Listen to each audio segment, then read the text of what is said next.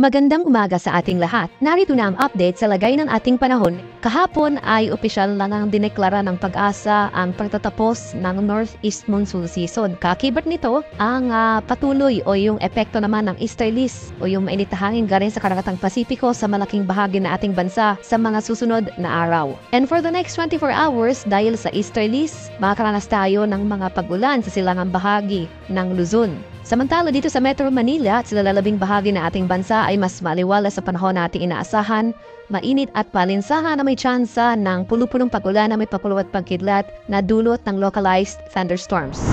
At para naman sa magiging lagay ng ating panahon ngayong araw dito sa Luzon, dahil sa easterlies, sasahan natin itong mga kalat-kalat na pag-ulan na may pakulog at pagkidlat sa eastern section ng Luzon, particular na sa mga lalawigan ng Aurora, sa Quezon, pati na rin dito sa area ng Camarines Norte. Ngayong madaling araw pa lamang, may mga pag-ulan na tayo na obserbahan sa ilang areas ng Calabarzon, pati na rin dito sa Bicol Region. Parandalian lamang yung mga pag-ulan na ito at bago sumapit ang tanghali na asahan natin na mas magiging maaliwalas na ang ating panahon. Ngunit pagsapit ng hapon hanggang sa gabi, magdala pa rin tayo ng payong dahil posibleng pa rin natin maranasan yung tsansa ng afternoon rain showers or localized thunderstorms.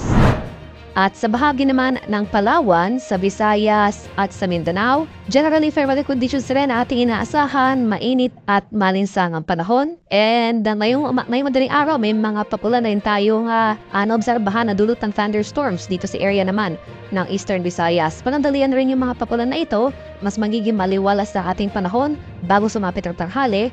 At may tsansa muli tayo ng mga pulupulong papulan na may pakulog at pakilat na dulot ng thunderstorms at pagsapit ng hapon hanggang sa gabi sa malaking bahagi ng Palawan, sa Visayas at sa Mindanao.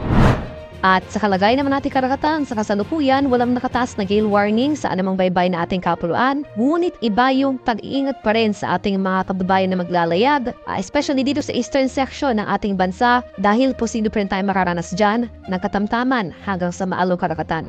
At para naman sa ating 3-day extended weather outlook sa mga piling syudad na ating bansa, for the next 3 days sa malaking bahagi ng Luzon, easterlies pa rin o yung hangin na nanggagaling sa Karagatang Pasipiko ang weather system na ating mararanasan or i-expect. At dahil sa easterlies, sa araw ng Martes, March 26, asahan natin yung mga tsansa ng kalat-kalat at pag-ulan na may pagkulog at pagkilat. Mataas sa tsansa na ang pag-ulan na ating posibleng maranasan sa bahagi ng Bicol Region pagsapit ng Martes. Pero generally fair weather conditions naman na ating posibleng maranasan sa malaking bahagi ng Luzon for the next 3 days.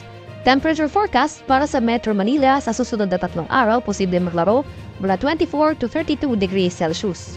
14 to 24 degrees naman dito sa Baguio City at 24 to 32 degrees Celsius sa bahagi ng Legazpi City.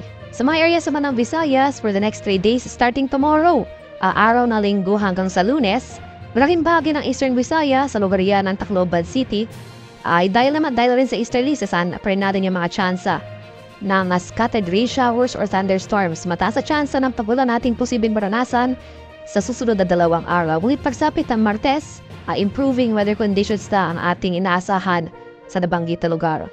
Rest of Visayas for the next 3 days magpapatuloy itong maaliwalas sa panahon, mainit at malinsangan, maliban na lamang sa mga tsansa ng localized thunderstorms pagsapit ng hapon hanggang sa gabi. Temperature forecast para sa Metro Cebu sa susunod na 3 araw, posibleng maglaro mula 25 to 32 degrees Celsius. 26 to 32 degrees naman dito sa bahagi ng Iloilo City at 25 to 31 degrees Celsius sa area naman ng Tacloban City. Sa mga areas naman ng Mindanao for the next 3 days, dito sa bahagi ng Davao Region, pagsapit ng araw ng Lunes dahil rin sa easterlies, mataas sa tsansa ng pag-ulan ang posible nating maranasan. Improving weather conditions na ang ating inaasahan pagsapit ng Martes sa malaking bahagi ng Mindanao.